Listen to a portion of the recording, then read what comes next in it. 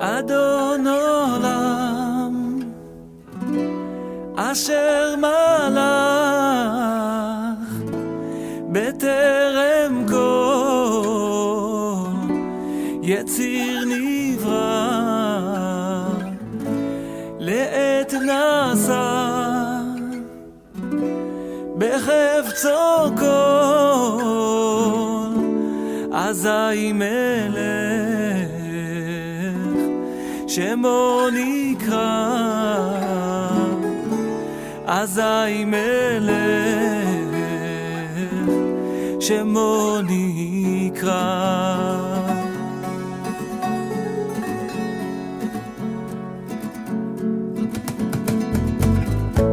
ואחרי ככלות הכל לבדו ימלוך נורא, והוא היה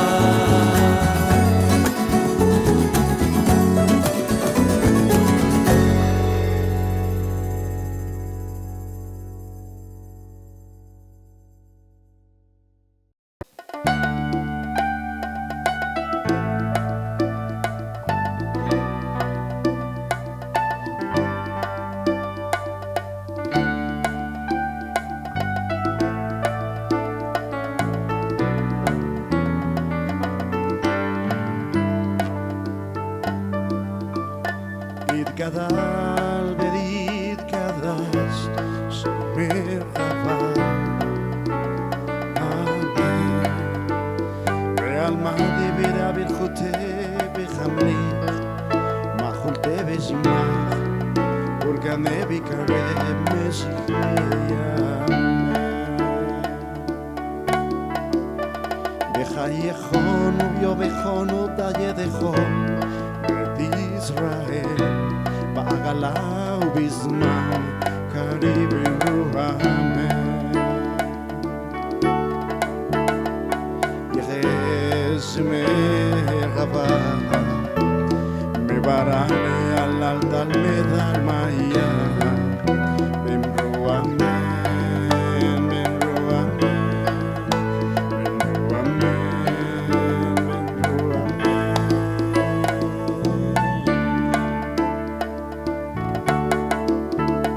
יתברא ויתרווח ויתבהר ויקטרומה ויגנשא ויחתר ויתעלה ויקטלה שמי קדושה באמרו אמן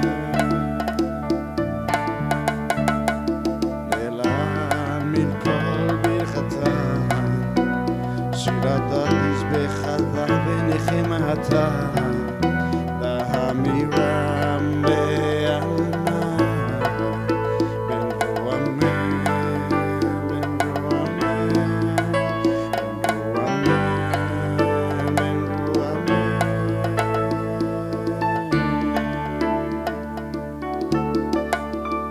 על ישראל ועל רבנן ועל תלמידיהם ועל כל תלמידיהם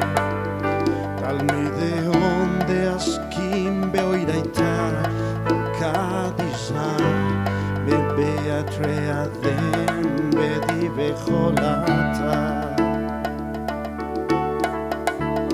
ואתה לחילנד ודחון ודחונכו בחיצה ברחמל מלכודם מראה שמיה והרע במרו אמן במרו אמן במרו אמן במרו אמן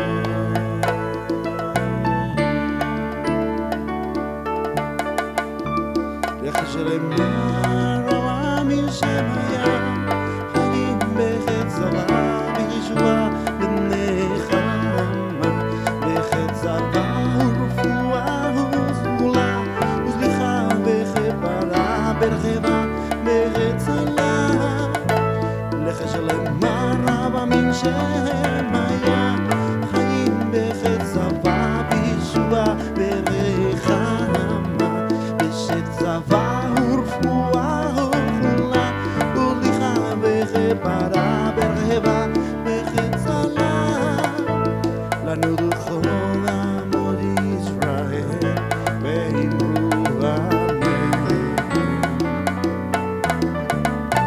עושה שלום ברומך וברחמך יעשה שלום עלינו ועל כל עמו ישראל באמרו אמן באמרו אמן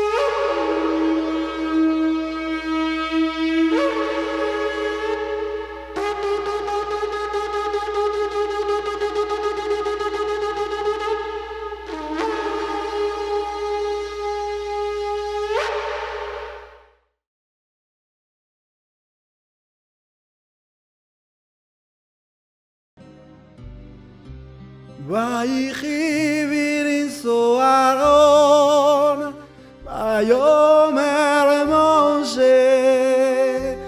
קומה אדוני ויפוצו אויביך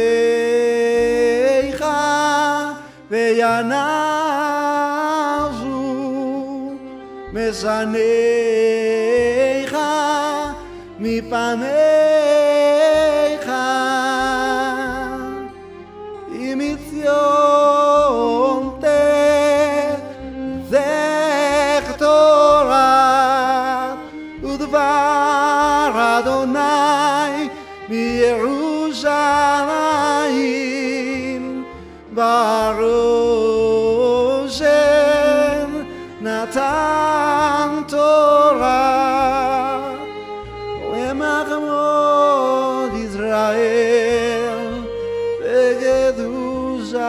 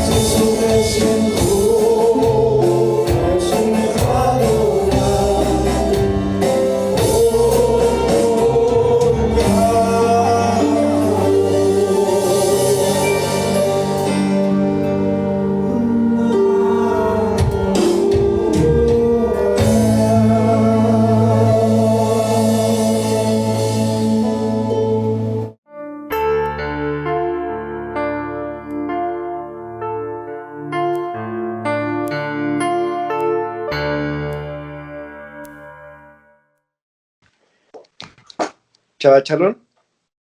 Para hoy nos corresponde la parashá Bamidbar en el desierto. La parashá consta de 7 aliot. La primera aliot la tenemos del capítulo 1, versículos 1 al 19. La segunda aliot la tenemos del capítulo 1, versículos 20 al 54. La tercera aliot la tenemos en el capítulo 2, versículos 1 al 34. La cuarta aliot la tenemos en el capítulo 3, versículos 1 al 13. La quinta ya la tenemos en el capítulo 3, versículos 14 al 39. La sexta ya la tenemos en el capítulo 3, versículos 40 al 51. Y la séptima alió en el capítulo 7, 1 al 20. La haftará que nos corresponde para esta parashá la encontramos en el libro de Oseas, capítulo 1, 10 al 2, 20.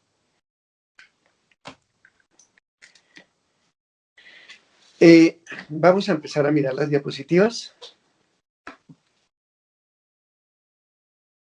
La parashá significa en el desierto. Esta semana empezamos el cuarto libro de la Torá, Sefer Bamidbar, conocido también como el libro de los números. Derivamos el nombre en español del hecho de que las primeras partes del libro hablan del censo nacional.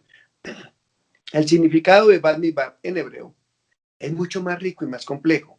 Bamidbar quiere decir en el desierto y refleja la creación de una nación que es producto de nuestro aislamiento en el desierto. Es una lección muy clara. La última generación de esclavos tiene que desaparecer para dar lugar a otra generación libre y valiente, capaz de entrar en la tierra y en la historia por sus propios pies. Ahora, solo en el desierto Israel tenía la oportunidad de dar forma a su destino y de crear su cultura única. Los ideales universales de los 10 mandamientos, de la jurisprudencia, han nacido en un territorio que no pertenece a nadie, en el desierto. Este libro nos hace enfrentar al vacío de la creatividad, el sonido silencioso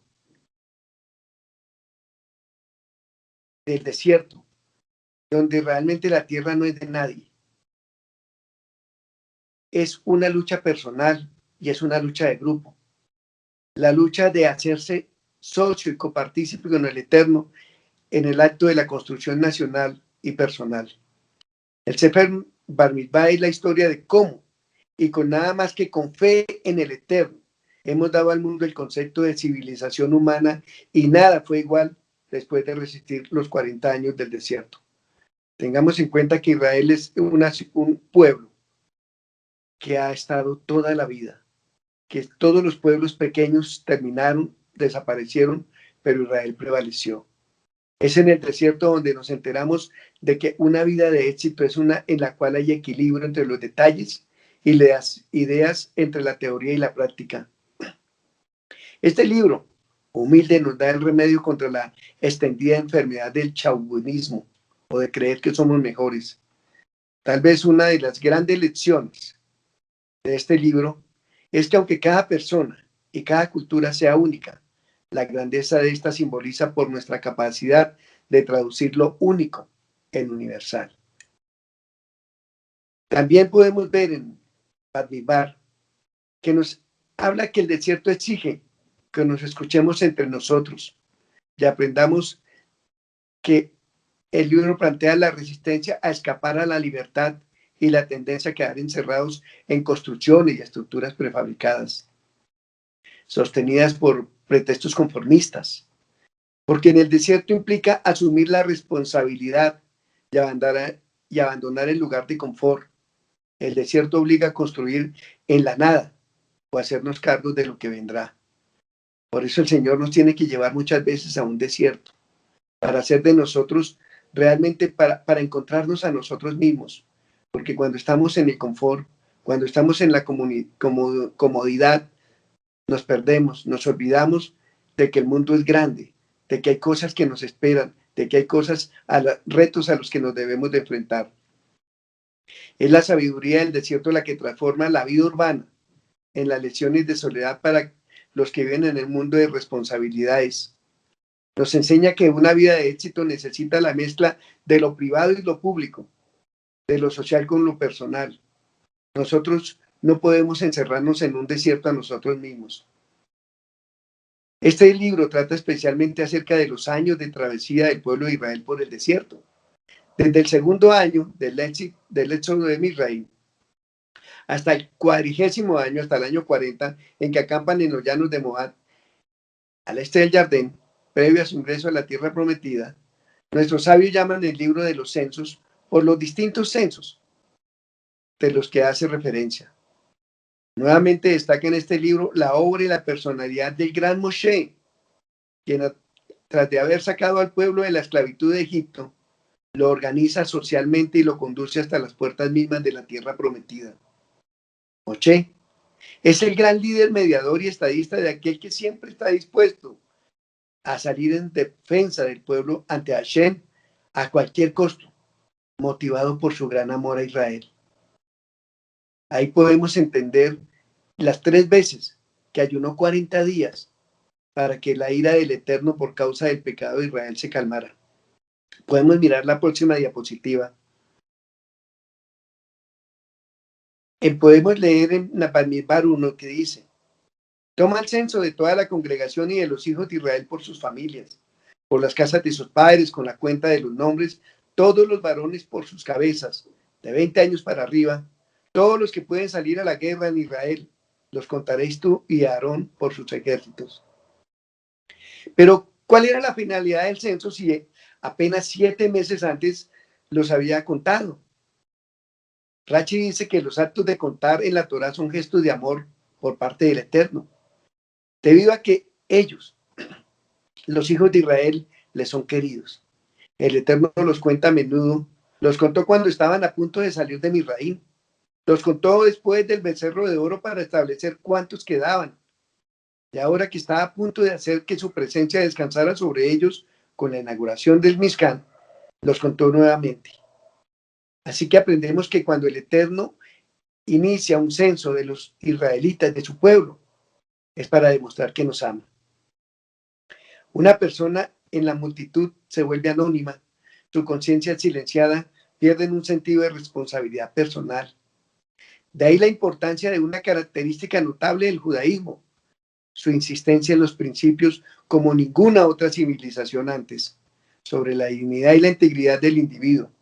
Creemos que cada ser humano está a la imagen y semejanza del Eterno. Los sabios dijeron que cada vida es como un universo entero. Maimónides dice que cada uno de nosotros debe ser como si nuestro propio acto pudiera cambiar el destino del mundo. Y así lo vemos. En este momento somos una congregación que se está levantando por nuestro país. Somos una congregación que se está levantando contra que el mundo de las tinieblas no nos alcance. Somos una congregación que se levanta cada día para demostrar al mundo que somos diferentes, porque el Eterno nos hizo diferentes. Ninguna voz, ninguna vista está silenciada. En el judaísmo nunca se nos permite perder nuestra individualidad a pesar de que estemos entre todos. El Talmud explica que cada persona es diferente. Cada uno de nosotros tiene atributos diferentes. Todos pensamos nuestros propios pensamientos. Solo el Eterno puede entrar en la mente de cada uno de nosotros y saber qué estamos pensando. En otras palabras, incluso en una multitud masiva donde para los ojos humanos los rostros se confunden en una masa, el Eterno todavía se relaciona con nosotros como individuos, no como miembros de una multitud. Ese es el amor. Cada uno de nosotros somos especialmente personas diferentes para el Eterno. La siguiente diapositiva nos habla del significado de la frase levantar la cabeza, que quiere decir contar, utilizada en el contexto de un censo. El Eterno le dice a Moshe que hay un peligro al contar una nación, que cada individuo se sentirá insignificante. ¿Qué soy yo? ¿Qué diferencia puedo hacer? ¿Soy solo uno de millones y una mera ola en el océano? ¿Un grano de arena en la orilla del mar? ¿Polvo en la superficie del infinito? Contra eso el Eterno le dice a Moshe que levante la cabeza de la gente, demostrando que cada uno cuenta. importamos como individuos. Por ello es que el Eterno castiga a David cuando David decide hacer un censo, porque es que no hizo un censo para glorificar a Dios, hizo un censo para glorificarse a él mismo. El judaísmo es hacer un censo siempre. Debe hacerse de tal manera que indique que somos valorados como individuos. Cada uno de nosotros tiene regalos únicos. Hay una contribución que solo yo puedo aportar. Por eso cuando nos cuentan se dice también levantar la cabeza. Levantar la cabeza de alguien significa mostrarle el favor, reconocerlos. Es un gesto de amor. Un censo ya nos habían censado uno más. ¿Para qué? ¿Para saber cuántos somos? ¿Para conformar una estadística? Claro que no. Otro sentido tenía en cuenta. Su importancia conocía en conocer con mayor detalle que a qué familia pertenecíamos cada uno. Conocer el origen, remarcarlo y recordarlo.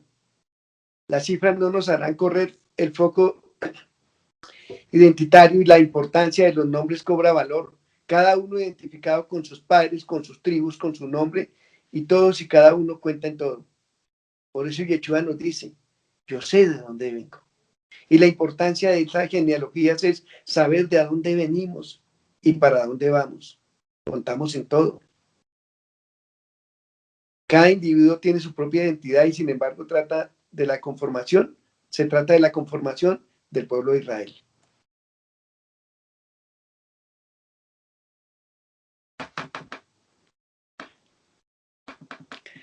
Nos mandan a contar por sus ejércitos. La orden de contar a los soldados potenciales no pretendía dar a entender que Israel tomaría tierra por sus fuerzas superiores o meramente la valentía de estos hombres. Ellos recibirían la tierra prometida de mano del Eterno. Sin embargo, ellos aún tenían que pelear y saber que tenían disponible ellos para ir a la batalla. Lo que aparenta ser una mera nómina de hombres que ayudarán a censar a los hijos de Israel, nos refleja lo arraigado que estaba el monoteísmo en el pueblo de Israel, saliendo de un país politeísta como Misraim, donde abundaban muchos dioses. Es por eso que nos habla de hablar por sus familias. Dice la palabra, y estará con vosotros un varón de cada tribu, cada uno jefe de la casa de sus padres, cada uno llamado por su nombre, pero también con el nombre de su padre. Miramos las diapositivas que vienen, la número 6, y ahí podemos ver que son los nombres de los varones que estarán con vosotros, de la tribu de Elisur, hijo de Sedeur. Elisur significa, mi Dios es una roca, y Sedeur significa, el omnipotente es fuego. La siguiente diapositiva podemos leer de Simeón, Shmuel, paz y eterno. Hijo de Surisadai, mi roca es el eterno. De Judá, Nazón, hijo de Abinadab. De Isahar, Natanael, lo que el eterno ha dado, hijo de Sur. La siguiente diapositiva podemos leer los otros nombres. De Zabulón, Eliad, el eterno es mi padre, hijo de Elón. De los hijos de José, Efraín, Elishama, el eterno Abido, hijo de Amiud. Y en la última diapositiva de los nombres podemos encontrar a Manashe, el eterno es mi recompensa, hijo de Pedasur. De Benjamín, Abiadán, mi padre juzga, hijo de Jeoní. De Dan, Ayeser, mi hermano ayuda, hijo de Amisadai. De Aser, Pagiel, el eterno salió a mi encuentro, hijo de Ocrán. Y en esta diapositiva que sigue encontramos de Gad, el eterno ha agregado. De Duelo, Reuel, el eterno es mi amigo. Y de Naftali, Airá, mi hermano, mi compañero. Estos eran los nombrados entre la congregación, príncipes de las tribus de sus padres, capitanes de los millares de Israel. Bamidbar 1:16 nos dice, estos son los designados entre la congregación. La siguiente diapositiva nos habla. 12 príncipes. Estos príncipes son entonces igualmente llamados a secundar en lo sucesivo a Moshe. En su tarea agobiante, cada uno de ellos es llamado por su nombre, así como también por el nombre de su padre, como ya lo habíamos visto. Un hecho notable es que la mayor parte de estos 24 nombres propios tienen el nombre del Eterno en una forma directa. 9 nombres por el término roca, 3 por el término Shaddai y también los otros 3 nombres con variantes en los extremos. Esta es la relación perfecta con el Eterno, que nuestros hijos lleven el nombre del Eterno consigo. Es muy importante. Es importante porque nos da identidad. Es importante porque sabemos en quién confiamos. Por eso es la importancia de cuando uno llama o le pone el nombre a un hijo, porque todos los días está confesando sobre él, que el Eterno está con él. Estaban imbuidos en un solo vínculo existente entre el Eterno y el pueblo de Israel, entre la fidelidad a la Torá y la prosperidad nacional. Estos 12 jefes forman un verdadero grupo selecto. En efecto, es por su intermedio que el conocimiento de la Torá se propaga y es gracias a ellos que el trabajo gigantesco de Moshe fue edificado sobre sólidos cimientos. Un detalle que denota el carácter de su delegación en cada caso. El nombramiento de un jefe comienza por la palabra para Shimshon, para Yehudá. Así pues, cada uno ha sido escogido por razón de su capacidad intelectual, como por la razón de la confianza en él depositada por la propia elección del pueblo. Estos hombres no se consideraban como potentados, dueños del poder absoluto, sino que eran simplemente conscientes, como todo jefe digno de tal nombre, de la comisión que habían recibido y la responsabilidad de tal comisión que acompaña. Eso es lo que era la verdadera representación de cada tribu.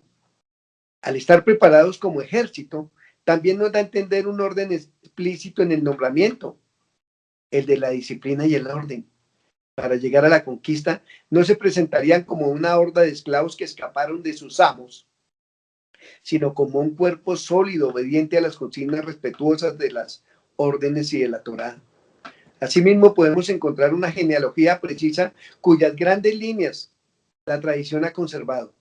La herencia espiritual y material del Padre debe seguir llevando el nombre de aquel que comenzó la obra. La siguiente diapositiva. Todos, contados de los hijos de Israel por sus casas, de sus padres. El primer censo, Manasés es la tribu más pequeña y Judá la más grande. Hay 2 tribus entre los 30,000, 3 entre los 40,000, 4 entre los 50,000, 1 en los 60,000 y 1 entre los 70,000. Fueron todos los contados 603,550. Basados en tener soldados potenciales, muchas personas estiman que la población total de Israel en ese tiempo estaba entre los 2 y hasta 3 millones, hablan algunos. Pero lo importante es que se cuentan y se organizan, porque cada uno tiene su lugar en el Mishkan. Podemos encontrar en esta parachá cómo se describe la jerarquía del pueblo judío y la formación en la que viajaron. Identifica a los Nesim o los líderes de cada tribu y luego describe cómo las 12 líderes se dividían en 4 campamentos diferentes de 3 tribus cada uno, de las cuales una lideraba el campamento. Finalmente se les asignaba a los hijos de Leví sus responsabilidades específicas respecto al Mishkan y a los utensilios, así como el lugar en el campamento rodeado de la tienda del encuentro. El pueblo judío había estado en el desierto durante más de un año. ¿Por qué el Eterno esperó que el Mishkan estuviera construido para delinear la estructura y la jerarquía del pueblo judío? El Mishkan le proporcionó al pueblo la oportunidad de sentir la presencia palpable del Eterno. La verdadera medida de una persona no es su posición, su poder o sus títulos, sino la cercanía con el Eterno, que se consiguió gracias a sus decisiones. Puede ser el rey de Israel, puede ser la persona más importante, el hombre más poderoso de la nación, pero se puede también ser completamente malvado, como lo fue Jeroboam. A Jeroboam el Eterno mismo le dice: vas a ser rey sobre las 10 tribus, pero no confió en el Eterno y se hizo malvado delante del Eterno y llevó al pueblo a la perdición. Pero por otro lado, también se puede ser humilde, tener una posición de leñador, como el gran Hillel, Asaquén, y ser uno de los más grandes sabios de la historia judío. Un hombre que realmente le aportó bastante. El deseo de cada persona para crecer es su relación con el Eterno y depende completamente de ella. Ninguna otra persona ni ningún factor externo puede impedirlo. Ninguna posición jerárquica o la falta de poder puede impedir tu crecimiento espiritual. Nosotros somos hechos para adorar al Eterno, para servir al Eterno, para andar con el Eterno. Pero a veces los títulos nos sacan, nos hacen alejar del Eterno y a veces la falta, la necesidad. Por eso la palabra dice, no me des tanto para que te olviden y poco para que reniegue de ti. Debemos tener siempre la medida perfecta, pero sobre todo debemos saber de quién dependemos. Al crear el Mishkan, primero y ponerlo en el centro del pueblo, el Eterno le otorgó un recordatorio para que no se distrajeran por las posiciones y el prestigio de los demás, sino que se concentraran en lo que realmente era importante, nuestra relación con Él. En ese aspecto todos somos iguales. Una vez que advertimos eso, el Eterno puede implementar una jerarquía de posiciones sin herir la autoestima de nadie. Las generaciones y sus líderes, que todos estemos igualmente obligados a acercarnos al Eterno, que todos tengamos un lugar al lado del Eterno. Esto elimina la necesidad de un liderazgo fuerte y claramente definido, aceptado por todos. Los líderes no son infalibles, aunque son muy necesarios, y toda la generación debe designar un líder, a pesar del riesgo inherente de que una persona de baja estirpe asuma el mando, que nos guíe y nos enseñe. Si no tenemos un líder, corremos el riesgo de extraviar nuestro camino. Imaginemos que cada líder asignado hubiese escogido su propio camino en el desierto. Quién sabe si después de 40 años se hubiesen encontrado. Entonces siempre, por todo, es mejor tener un líder, es mejor tener un guía. El Pirkei Avot dice, búscate un buen compañero que te enseñe Torah. Y sobre todo, debemos conocer nuestro lugar. La formación del pueblo definió el lugar de cada judío durante el viaje de la nación por el desierto. Nadie tuvo que adivinar su lugar o pertenencia. Conocer el lugar es uno de los 48 caminos para adquirir Torah, dice el Pirkei Avot. Para hacerlo debe comenzar a entender tu ser, rasgos, tus talentos, tus capacidades y conocimientos únicos, pero también tus debilidades y los límites de tu conocimiento. Tener este entendimiento de uno mismo nos ayuda a determinar cuándo es apropiado que hablemos o tomemos acción y cuándo es apropiado que permanezcamos en silencio o dejemos que los demás asuman el liderazgo. Porque cuesta.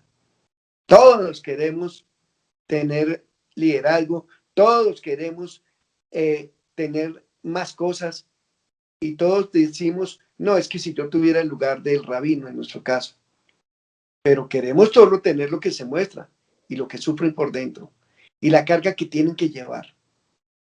También es muy importante saber que no todo es la dicha, no. Siempre lo decimos y lo dice la Torá, cada oveja es contada y por cada oveja da cuentas los pastores. Para responder a las situaciones correctamente debemos conocer nuestro lugar. Permanecer al margen cuando eres la persona más apta para estar al cargo crea un vacío de liderazgo que daña a la nación. Eso sería orgullo. Por otro lado, meternos en el ruedo cuando hay otras personas más calificadas que ya asumieron la responsabilidad es egocéntrico y puede causar estragos. En la actualidad, por ejemplo, nos hemos dado cuenta que el Internet, y sobre todo en esta época, desató una ola de autodenominados expertos y eruditos, ofreciendo consejos erróneos y cuestionables sobre todo tema imaginable, particularmente cuando se trata de Torá, de Israel y del pueblo. Y lo malo no es eso, es que abrimos oído. Nos empezamos no a acercar al Eterno por escuchar tantas cosas, sino a alejar al Eterno porque nos dejan en una posición en donde no entendemos. Escuchar a personas que no son capacitadas nos hace mal, y sobre todo cuando no conocemos Torá, porque muchas veces hacen invenciones y nosotros o algunas personas las toman como si fuesen ciertas. ¿Por qué? Porque tiene nombre. Pero no se necesita nombre, se necesita sabiduría. Un verdadero líder no se pone en el centro de la escena para obtener fama y atención. Asume la responsabilidad cuando hay una necesidad clara y definida, pero está completamente dispuesto a dar un paso al costado cuando la situación así lo requiere. Podemos pasar a mirar la siguiente diapositiva y podemos ver y entender las tribus puestas alrededor del tabernáculo. Los hijos de Israel acamparon cada uno junto a su bandera. Israel ha estado en este viaje del éxodo por más de un año y ya se habían reunido casi de cualquier manera que les pareciera. Pero ahora, listos para entrar en la tierra prometida, todos ellos tenían que tomar el siguiente paso en la organización: ordenarse a ellos mismos. Alrededor del tabernáculo de reunión acamparán. El centro de este orden estaba en el tabernáculo en sí. Las tribus se organizarían a sí mismas al este, al sur, al oeste y al norte en relación al tabernáculo, ya que el tabernáculo era simbólicamente la presencia del Eterno con ellos. Esto significa que todo orden en Israel empezaba estando centrados alrededor del Eterno mismo. El campamento de Israel en el desierto tenía un ejército de 5 cuerpos: la vanguardia, el cuerpo principal, la retaguardia y las 2 alas. Como aquel tiempo la sociedad israelita aún era patriarcal, se asignaron los lugares en el orden de marcha conforme a las tribus y familias. Según las costumbres de la época, los siervos, los criados y otras personas dependientes de la familia se contaban como parte de la casa, de modo que la vasta compañía mixta que salió de Egipto probablemente estaba entremezclada con las diversas tribus, clanes y familias de Israel y aquellos egipcios que decidieron salir con el pueblo porque vieron a un Dios grande. Y cada uno tenía un lugar asignado. Lo podemos mirar en la diapositiva que viene. El campamento se organizó según las instrucciones divinas hacia el comienzo del segundo año, cuando se erigió el tabernáculo. El centro del campamento, tanto geográfico como en importancia, era la tienda, que simbolizaba, ya lo hemos dicho varias veces, la presencia del Eterno. El tabernáculo con el patio que lo rodeaba, su entrada daba al oriente, donde acampaban Moshe, Aarón y los demás sacerdotes. El resto de los levitas era un total de 22,000 varones de un mes de edad para arriba que acampaban a los 3 lados restantes. En los últimos 2 grupos se encargaban del bagaje, los carruajes y los animales y utilizaban para el transporte del tabernáculo y sus enseres. De modo que los que estaban asignados a servir en el santuario de Adonai vivían alrededor del tabernáculo y así actuaban como un cerco protector que evitaba la intrusión de los no levitas. Cuando un no levita entraba ahí, moría. Por eso nosotros debemos saber en dónde está nuestro lugar. Las 12 tribus acampaban detrás de las tiendas levitas, 3 en cada uno de los lados del tabernáculo, como lo podemos mirar en la diapositiva. Y al parecer el pueblo estaba en una distancia considerable, se habla de unos 900 metros, aunque también hay gente que habla, hay eruditos que hablan de 2 kilómetros. Se subrayó a las 12 tribus en las 4 grandes divisiones, cada una llamada por el nombre de la tribu central de la división. A la salida de Israel, Egipto no se produjo en confusión tumultuosa, todos salieron como quisieron, sino que salieron en un orden de batalla por sus ejércitos. Y el Eterno es un Dios de orden, no lo sacó, vaya, salgan, aprovechen, no, sino salió en orden. Posiblemente este orden de batalla fue similar al de un ejército de 5 cuerpos: la vanguardia, el cuerpo principal, la retaguardia, ya lo que hemos dicho. El campamento se organizó según las instrucciones divinas hacia el comienzo del segundo año, cuando se erigió el tabernáculo. El centro del campamento, tanto geográfico como la importancia, era la tienda. Ahí estaba la presencia del Eterno.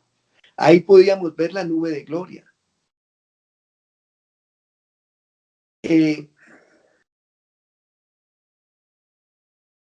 La asamblea de los hijos de Israel, las 12 tribus que acampaban detrás de la tienda al oriente, estaba la tienda de Judá, que tenía a su lado a Isahar y al otro lado Zabulón. La división de las 3 tribus de Judá tenía 186.400 hombres de 20 años para arriba. Al sur estaba la división de las tribus de Reubén, que incluían las de Simeón y Gad, con un total de 151.450 hombres de guerra.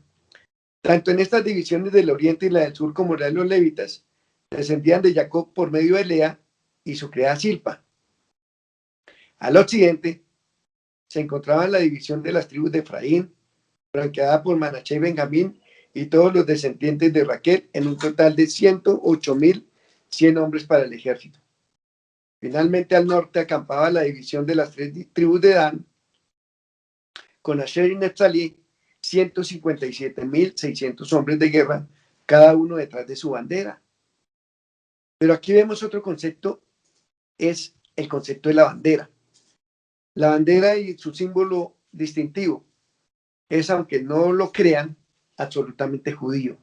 Al margen de considerarse emblemas patrióticos, es un vínculo espiritual ligado a una realidad muy elevada, la cual difícilmente llegaríamos a comprender. En la próxima diapositiva podemos mirar la idea que se esconde detrás del orden de señalar a las tribus con banderas, dice Rachi. Es el nombre según la señal de que cada bandera tendrá su símbolo.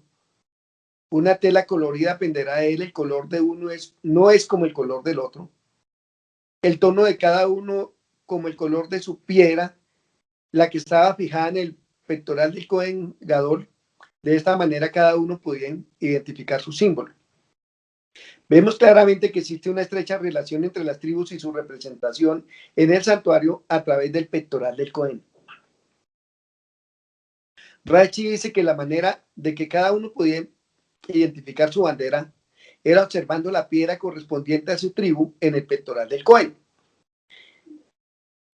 Y no se entiende, pues, si cada tribu tenía su bandera representativa en el campamento, ¿para qué recurrir al Hoshem Mishpat o al lugar familiar para identificarse?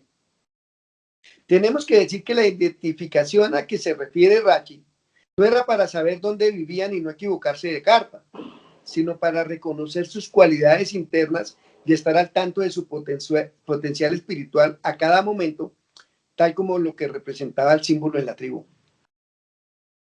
Ese era justamente el formato del pueblo de Israel, ya que todas sus capacidades espirituales, físicas, tenían un lugar en el corazón del Cohen Gadol, aquel que establecía el eslabón de Israel con su creador.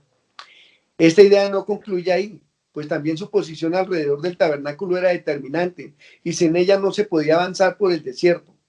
Era un sentido más profundo, tampoco por la vida en el ámbito espiritual. Nosotros también tenemos nuestra propia bandera.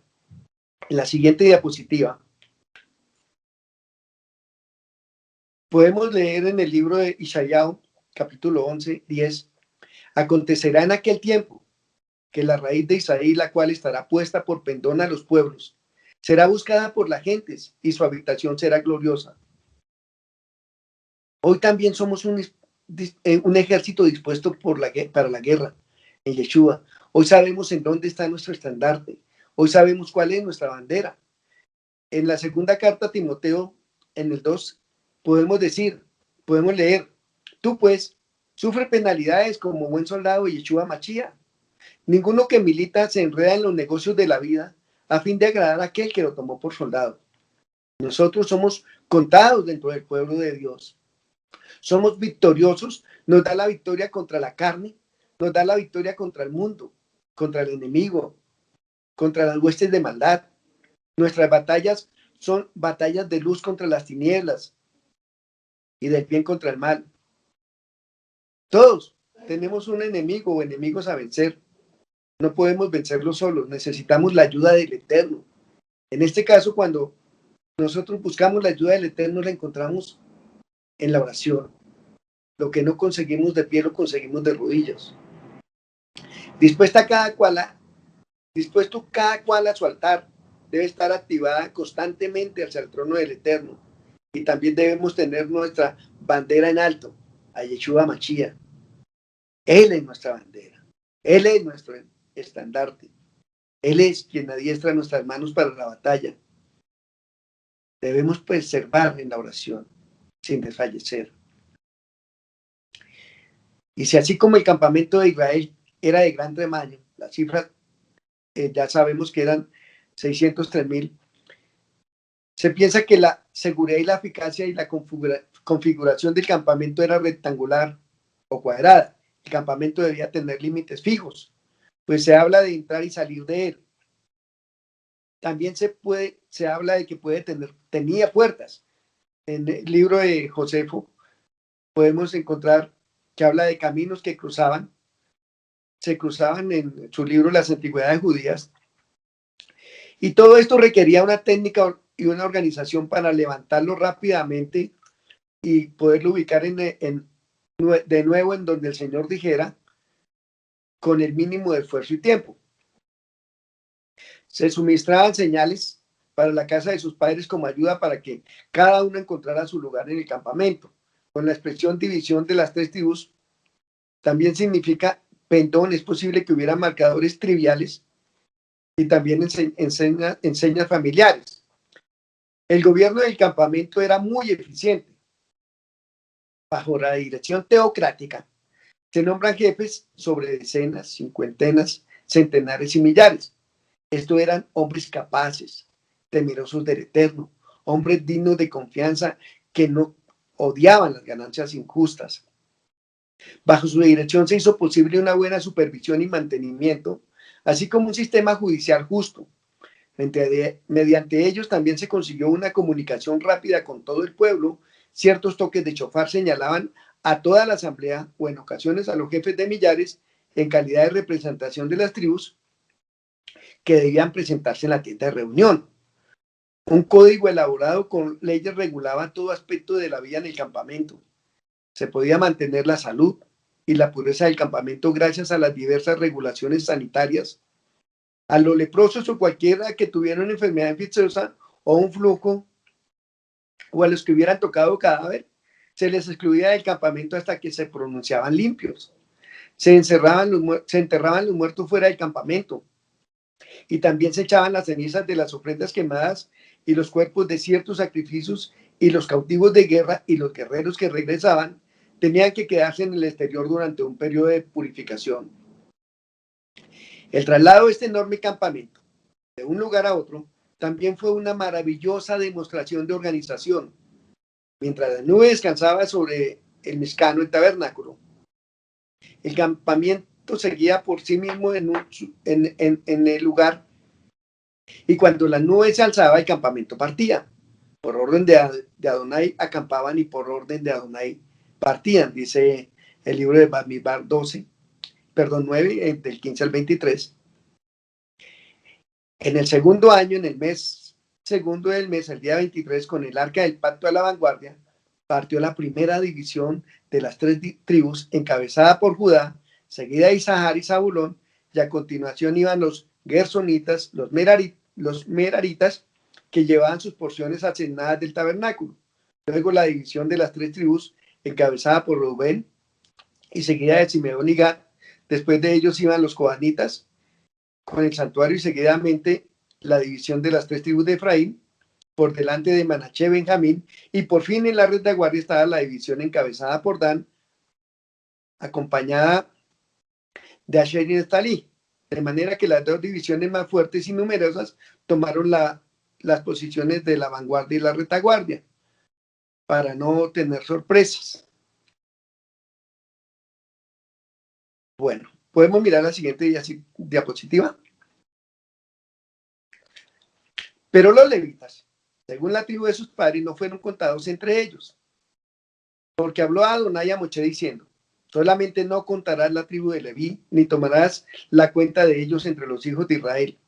Y cuando el tabernáculo haya de trasladarse, los levitas lo desarmarán, y cuando el tabernáculo haya de detenerse, los levitas lo armarán, y el extraño que se acercare morirá. Los hijos de Israel acamparán cada uno en su campamento y cada uno junto a su bandera por sus ejércitos, pero los levitas acamparán alrededor del tabernáculo del testimonio para que no haya ira sobre la congregación de los hijos de Israel. Y los levitas tendrán que guardar el tabernáculo del testimonio. E hicieron los hijos de Israel conforme a todas las cosas que mandó Adonai a Moshe, así lo hicieron. Los levitas deben servir en el santuario, reemplazando a los primogénitos, a cuyo número se aproximaban por haber sido estos últimos descalificados por su participación en la idolatría del becerro de oro. Los 273 primogénitos que no tenían un levita que los reemplazara debían pagar un rescate de 5 shekel para ser redimidos por el servicio. Vamos a hablar un poquito sobre la redención acá. Todos los primogénitos debían ser los sacerdotes, pero por causa de que adoraron a un becerro de oro y solo los levitas fueron los únicos que fueron capaces de seguir al Eterno y de no caer en esta idolatría, entonces a partir de este momento el Eterno los tomó como su tribu para llevar el Mizcar. Originalmente se tuvo la intención de que todos los primogénitos construyeran el sacerdocio y fueran consagrados al servicio del Eterno, porque la palabra dice: mío es todo primogénito entre los hijos de Israel. Desde el día en que yo herí a todo primogénito en la tierra de Misraim, los consagré para mí. Esta parte del concepto que tiene que todo lo primero le pertenece al Eterno, sea hombre, bestia o los primeros frutos de la tierra, a consecuencia de la apostatía de Israel en el incidente del becerro de oro, cuando los primogénitos se mostraron indignos de la función sacerdotal. Solamente la tribu de Leví no fue culpable de ese pecado. Los levitas fueron elegidos para reemplazar a los primogénitos en el servicio del santuario, a raíz de lo cual Aarón y sus descendientes se transformaron en sacerdotes. Cuando el pueblo levantaba su campamento para viajar, los 3 clanes levitas desmantelaban y transportaban el santuario para luego rearmarlo en el próximo campamento. Luego lo erigían con sus propias tiendas alrededor los quehatitas, quienes cargaban sobre sus hombros los utensilios del santuario, el arca, la menorá, la mesa de los panes, etc. En sus coberturas especialmente diseñadas para tal efecto, acampaban en el sur los gersonitas a cargo de los tapices y cortinas, al oeste y las familias de Merari, que transportaban los paneles de paredes y los pilares al norte. Frente a la entrada del santuario, hacia el este estaban las tiendas de Moshe, Aarón y sus hijos.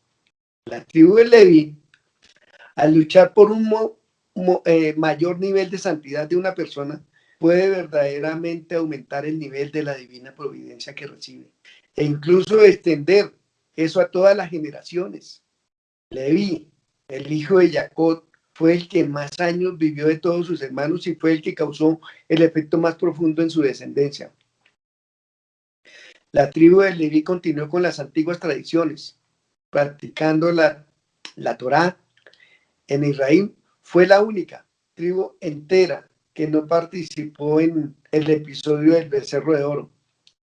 Moshe descendió del Sinaí y proclamó que todos aquellos que estén al lado de Dios vengan conmigo, y solo la tribu de Leví respondió. Ellos fueron los que llevaron a cabo el castigo para aquellos que habían pecado abiertamente en el becerro. 3,000, solo la mitad del 1% de la población. Esto dio a los levitas algo especial para todas las generaciones. Como se señaló, los levitas no fueron considerados en el recuento de hombres de armas, porque ellos estaban destinados a cumplir las labores relacionadas con el culto. Entre sus obligaciones estaban el armado y desarmado, el empaque y transporte del Mizcán y sus utensilios, además del cuidado de los mismos, prohibiéndose al resto del pueblo acercarse a sus bienes. Seguidamente ordenó que fueran Aarón y sus hijos los que cumplieran sus funciones sacerdotales y que la tribu de Leví se encargara de asistirlos en los servicios, en la custodia, en el traslado del tabernáculo. Junto con ello estipula que los levitas reemplazarán a los primogénitos para los actos del culto, pero manteniendo todos condición de propiedad suya. Al fin de saber cuántos y quiénes pertenecían a la tribu de Leví, ordenan censo por familia de los varones mayores de 1 mes con los siguientes resultados. De la familia de Gerson, los linitas y los simeitas, 7.500. De la familia de Coat, los amromitas, jesuanitas, hebronitas y uzielitas, 8.600. De la familia de Merari, los maclitas y los musitas, 6.200. Entre ellos se asignaron las tareas relativas al santuario, manteniendo Moshe y Aarón y sus hijos la responsabilidad suprema sobre ellos. Finalmente, Adonai hace contar y les asigna a los hombres entre 30 y 50 años de la familia de Coat tareas relativas a las cosas más sagradas del tabernáculo, instruyendo a Moshe y Aarón cómo hacer para que aquellos no murieran al acercarse a las cosas santas, como lo había establecido anteriormente. En la siguiente diapositiva vemos que Aarón y sus hijos estaban obligados a hacer todos los preparativos pertinentes para la movilización del tabernáculo. En el lugar santísimo les tocaba desarmar el velo que dividía el lugar santo del lugar santísimo, cubrir el arca del testimonio con el velo y luego poner en una cubierta pieles de tejones y encima un paño azul. En el lugar santo se tenían que preparar la mesa de proposición, cubrirla con un paño azul y sobre ella las escudillas, las cucharas, las copas, los tazones, el pan continuo sería cubierto con un paño carmesí y luego las pieles de tejones se ponían para unas varas para poderlas cargar. Se cargaban sobre el hombro. El candelero o la menorá sería cubierta también por un paño azul, todo completo sería cubierto, sus lamparillas, sus desfibriladeras, sus platillos y todos los utensilios de aceite con que se sirve. Luego sería cubierto de piel de tejones, el altar del incienso iría cubierto con un manto azul, había que quitar la ceniza y cubrirlo con pieles de tejones, poniendo las varas para su transporte. Los utensilios del servicio diario que se usaban en la relación con el altar serían guardados de la misma manera y serían puestos sobre unas parihuelas o camillas para transportar el peso. Los hijos de Coat eran designados a transportar las cosas sagradas, antes mencionadas, con todos sus utensilios. No les era permitido siquiera verlas cuando se cubrieran las cosas santas, ni mucho menos tocarlas, a no ser que murieran. Y esto lo pudimos ver mucho más adelante cuando el arca fue rescatada de los filisteos. Esa labor era de Aarón y sus hijos. Eliezer, sacerdote hijo de Aarón, estaba a cargo del aceite del alumbrado, el incienso aromático, la ofrenda continua y el aceite de la unción. También a cargo de todo el tabernáculo y de todo lo que estaba en él. Los miembros de este grupo capaces de trabajar en el tabernáculo eran 2.650 varones de 30 años para arriba. El oficio de los hijos de Gerson estaba a cargo de llevar las cortinas del tabernáculo, su cubierta, sus cuerdas y todos los instrumentos de su servicio. Y Tamar estaba a cargo de supervisar las labores. El número de los miembros de este grupo que podía servir eran 2.630 varones de 50 años de edad. El oficio de los hijos de Merari, este grupo estaba a cargo de las tablas del tabernáculo, sus barras, sus columnas, sus basas y las columnas del atrio y sus vasos, sus basas, sus estacas y sus cuerdas con todos sus instrumentos y todo su servicio. El número de varones con capacidad para laborar en el tabernáculo era de 3.200 personas. En total, los servidores que ministraban de alguna manera en el servicio del tabernáculo eran 8.580 levitas, más Aarón y sus hijos, como también Moshe. Los demás levitas podían servir solo en la guardia. Los ministros del tabernáculo tenían a su disposición 6 carros y 12 bueyes. Los hijos de Coat no tenían carros asignados porque ellos llevarían sobre sí mismos el santuario. Y un dato muy importante es que toda persona considerada inmunda sería echada fuera del campamento para que no contaminara a las personas entre las cuales el Eterno habitaba. Esto es sin duda el tipo del Eterno que haría el juicio final cuando aquellos que sean considerados inmundos para el Eterno serán echados fuera a las tinieblas. Por eso la parábola que encontramos en el Evangelio de Mateo 13, 47 al 50 dice: asimismo el reino de los cielos es semejante a una red que echada en el mar recoge toda clase de peces, y una vez llena la sacan a la orilla, y sentados recogen lo bueno en cestas y lo malo lo echan afuera. Así será el fin del siglo. Saldrán los ángeles y apartarán a los malos de entre los justos y los echarán en el horno de fuego. Allí será el lloro y el crujir de dientes. La enseñanza nos enseña que aquellos que son inmundos para el eterno, que aquellos que viven en pecado, que aquellos que no han vivido una vida plena con el Señor, serán echados fuera del campamento. Esta paracha la leemos siempre antes de la festividad de Shavuot. Shavuot es mañana, de lo cual deriva que el tipo de preparación para Shavuot cada año es la festividad que el Eterno nos da nuevamente, su Torá, por la cual es claro que los preparativos de este recibimiento renovado deben ser similares al recibimiento de la Torá por la primera vez. La preparación para recibir la Torá fue la concordia y la unidad. Nuestros sabios aprendieron que el versículo dice: Israel acampó allí, frente al monte. No está escrito y acamparon en plural, como dirían, sino que, como diría el versículo, que y viajaron a Refidim y acamparon en el desierto, sino dice acampó en singular. Esto indica que se pararon para recibir la Torá como un solo hombre con un solo corazón. Por eso cantamos: cuán hermoso es habitar los hermanos juntos, como solo uno, no como varios, porque en el Eterno somos hijos, somos únicos, porque pudiendo hacer muchas generaciones, dice la palabra que hizo una para alabar al Eterno. Shabbat Shalom.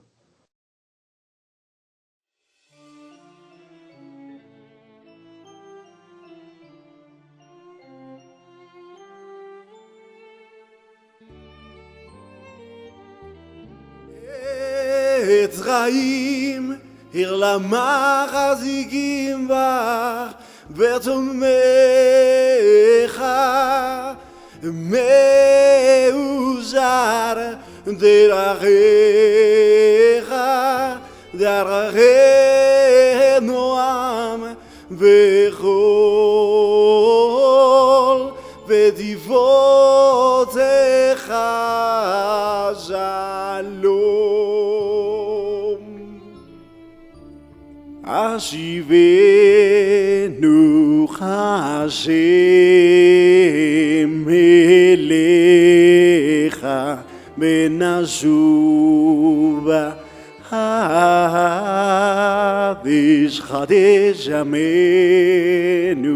Chadesh Yamenu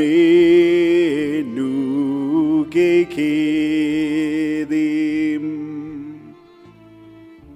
Mirad, os he dado una buena doctrina, mi Torá. No la abandonéis. Es un árbol de vida para los que la retienen, y los que se aferran a ella hallan felicidad. Sus caminos son caminos deleitosos, y todas sus sendas son paz. Ayúdanos a volver a ti, Hashem. Entonces volveremos verdaderamente. Renueva nuestros días como en el pasado.